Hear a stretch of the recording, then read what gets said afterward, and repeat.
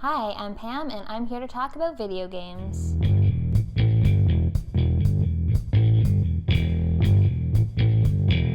Hey, and welcome back to part 2 of my look at all the controllers that have been a part of my life. We'll get started on the newer generations now, starting with the Xbox 360. Microsoft released the Xbox 360 only 4 years after the original Xbox came out, and with it came this. This is pretty much the pinnacle of controller design for me. I love everything about this. I love the button placement, it's all perfect. I love the weight of it in my hands and how it feels. I like that it's so smooth and sleek and curvy.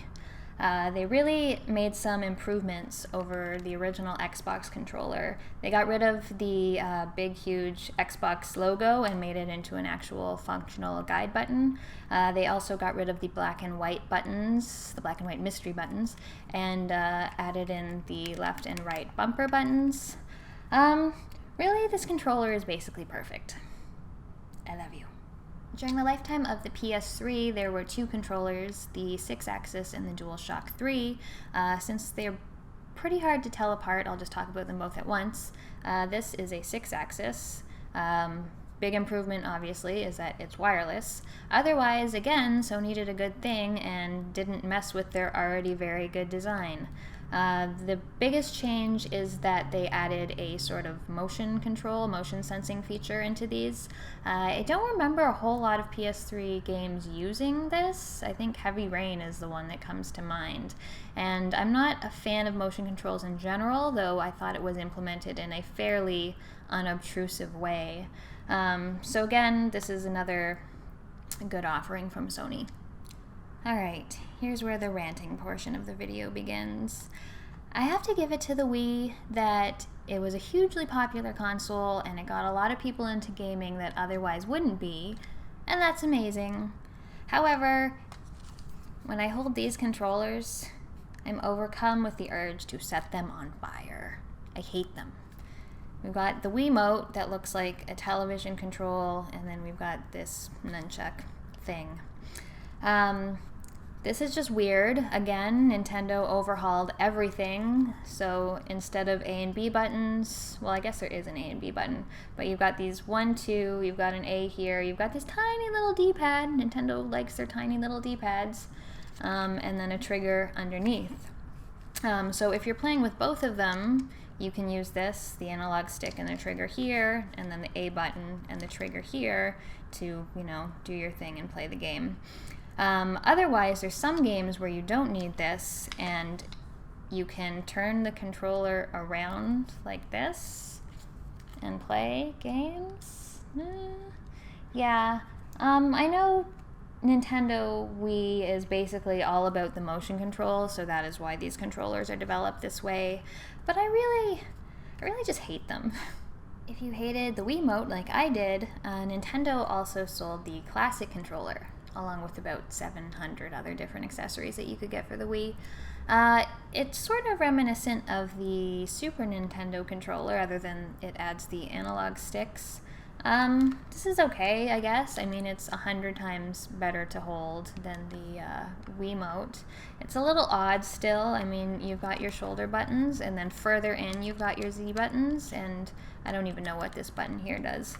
It's okay, I guess. It's a little old, classic looking for a newer console, and I don't know why they felt they needed to be a special snowflake and add the cord to the bottom instead of the top of the controller, but it is an improvement, I guess.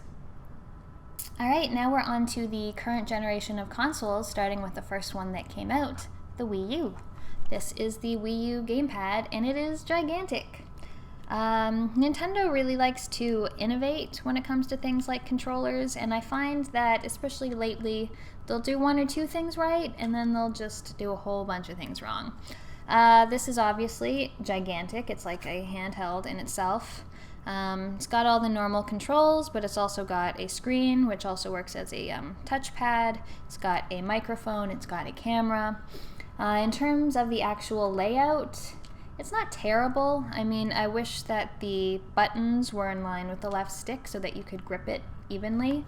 And I also find there's a bit of a problem with the bumpers and the triggers being on 2 different levels, making it difficult to quickly access both of them. The one good thing about the Wii U gamepad is that it actually can work as its own device. So if, someone else wants a TV, if you want to go play in a room where the Wii U console isn't, you can just play directly on this thing, which is a pretty good idea. However, in terms of sitting in front of a television and using this gigantic monstrosity, that's really not appealing to me. Also, depending on the game, the use of the touchscreen can be more or less annoying. Super Mario Kart 8 has an option where you can display track maps on here, which is alright, I don't mind that. But then there are other games like Rayman Legends where to control your little bug companion guy you have to swipe the screen, and that I do find very distracting. It's weird to have to keep changing your eye level from up on a TV to down on the gamepad, and I feel like it slows things down considerably. There are also things like Super Mario 3D World, where there are parts where you have to blow on the microphone in order to get rid of blocks and things, and I'm just too old for that shit.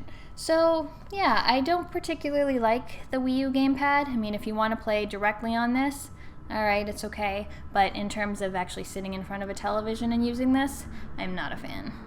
So if I had to use the Wii U gamepad or the Wiimote, I would probably never touch the system at all, which is a shame because there are some fun games on it.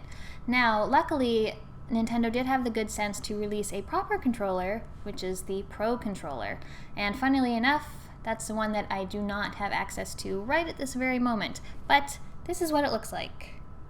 Now, basically, they've just taken the design of the Xbox 360 controller and kind of lifted that. I'm not sure how Microsoft feels about that, but it makes me happy. I think that's probably the best controller they could have chosen to copy. I'm not a fan of how the left stick and the buttons aren't aligned, but it's much better and much easier to use if you're going to be playing on the Wii U. Alright, now we're on to the PS4.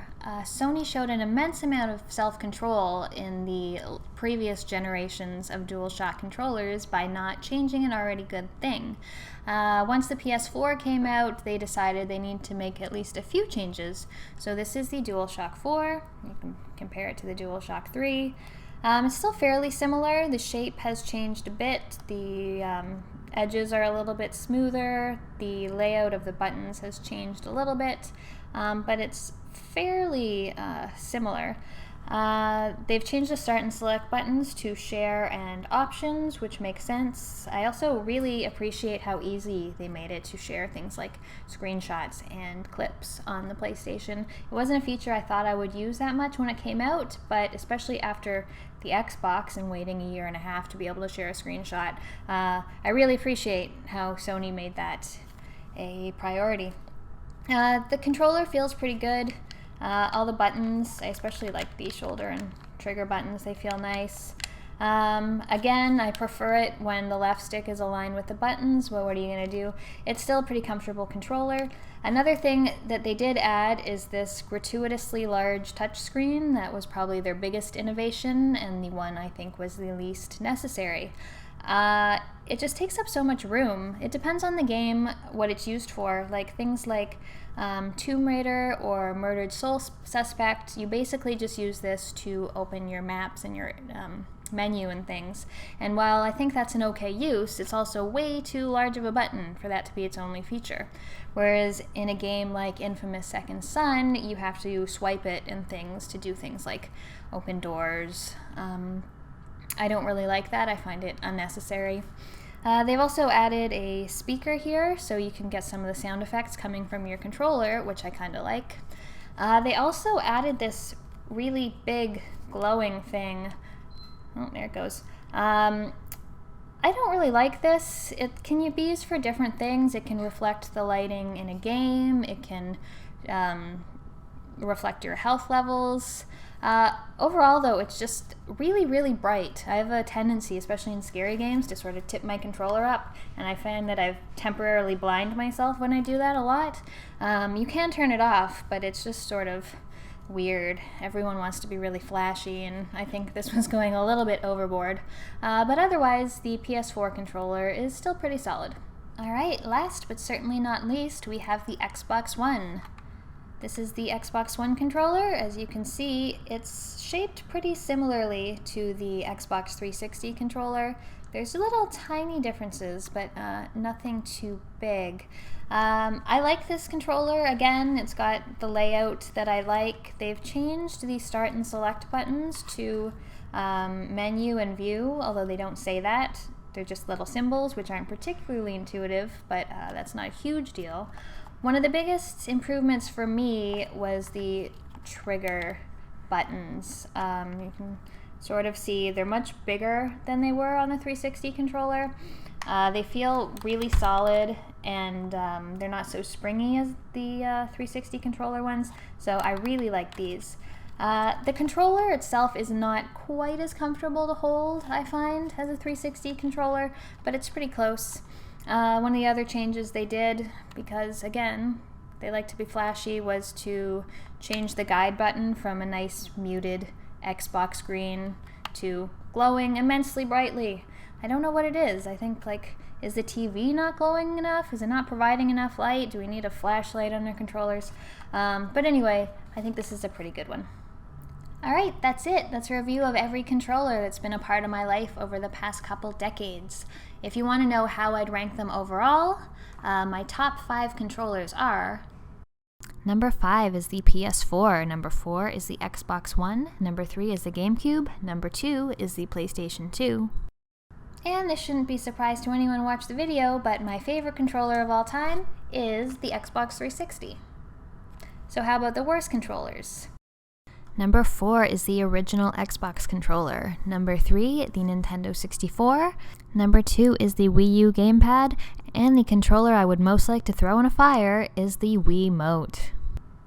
Alright, that's it for now. Be sure to leave me comments and let me know what your most and least favorite controllers are. And thank you for watching.